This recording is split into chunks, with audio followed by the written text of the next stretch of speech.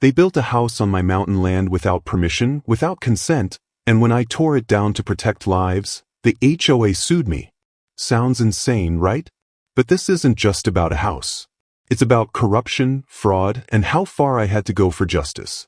After years away caring for my wife during her illness, I finally returned to McLaren Ridge, the land my grandfather left me.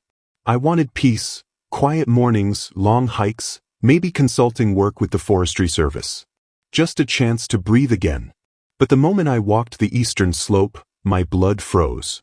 Where I remembered open ridgeline, a 3-story structure now loomed.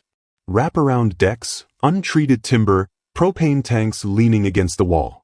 A luxury retreat house, built right in the middle of a known wildfire zone. I stood staring, disbelief turning to anger. My grandfather had died protecting this land from fire, and now strangers had built a tinderbox waiting for disaster. The strangest part? I hadn't sold a single acre. Yet somehow, there it was, standing proud, shining in the sun, like it belonged. As I circled the property, a woman in expensive athletic gear appeared. "Excuse me, sir," she said sharply, "you're trespassing. This is private property." I blinked at her. Private property? This ridge has been in my family for 60 years. She folded her arms with a smirk. "I'm Paula Grant, Wellness Director for Summit Wellness HO. We secured county approval. This retreat will serve our community." I laughed bitterly. "Ma'am, those cedar posts? They'll ignite in seconds. One spark, one wind gust, and this entire valley burns." She didn't flinch. Our architects followed all building codes. Fear-mongering won't stop healing and progress. Healing and progress. That's what she called a death trap. I snapped photos of every hazard, the untreated wood, the fire pit, the propane tanks. When I asked to see their permits, her tone turned icy. "Our lawyers have everything in order. Now leave our property." Her words echoed in my head, "Our property. How could this possibly be legal?" The next morning, I drove straight to the county clerk's office. When they handed me the records, my stomach dropped. According to the documents, the land had been sold, not by me, but by my brother Robert. Robert, who had been dead for 15 years. His name and signature, dated just last year, were clear on the deed transfer. My hands shook as I stared at the paper.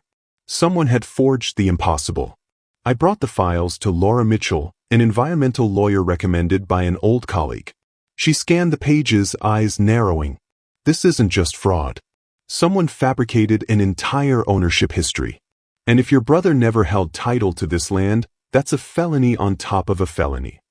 She dug into the HOA records. Behind it all was Gregory Vaughn, a polished developer with deep political connections. His company specialized in wellness retreats, in remote mountains, conveniently in high fire risk zones. It wasn't just my land at stake. This was a machine built on greed and deception. Laura filed motions, but the courts moved too slowly. Meanwhile, the HOA slapped me with restraining orders, painting me as unstable and dangerous. Online, I was branded a jealous old man trying to stop healing. But I knew the truth. I'd seen what fire does to structures like that. Years ago in California, a poorly built retreat caught during fire season. 12 people died before we could reach them. The memories still haunt me. And now, 60 guests were scheduled to stay in that very house on my ridge within days. I couldn't let history repeat. So one night, I strapped on a body camera, borrowed firefighting gear from old crewmates, and drove to the site. Methodically, I soaked the perimeter to prevent ignition, then went to work. Axe to timber, bolt cutters to frame. Every strike recorded. This wasn't vandalism. It was emergency demolition to prevent certain tragedy. By dawn, the retreat was nothing but organized piles of salvageable materials. For the first time in weeks, I felt I'd done the right thing. The victory was short-lived. Within hours, Paula arrived in tears, Gregory in fury. "You've destroyed $1.8 million in property," he sneered. "We'll bury you in lawsuits." The next day, my truck was spray-painted with the word arsonist. Neighbors I'd once protected crossed streets to avoid me. Online headlines screamed, Mountain maniac destroys retreat in personal vendetta. Then came the lawsuit. Civil damages, criminal charges, asset freezes. Anonymous letters slid under my cabin door. We know where you live. For decades, I'd been a firefighter, trusted with lives. Now, I was painted as a madman. But I still had one weapon left, the truth hidden in my grandfather's old trunk. The hearing was packed. Cameras lined the walls. Laura presented Robert's death certificate beside the forged deed, undeniable proof of fraud.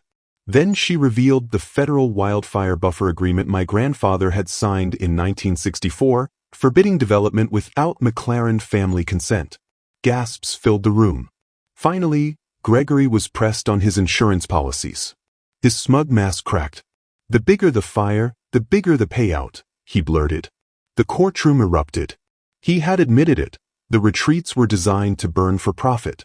For once, justice was on my side. Months later, McLaren Ridge stood safe again. Instead of a death trap, we built a wildfire training center for schools and firefighters.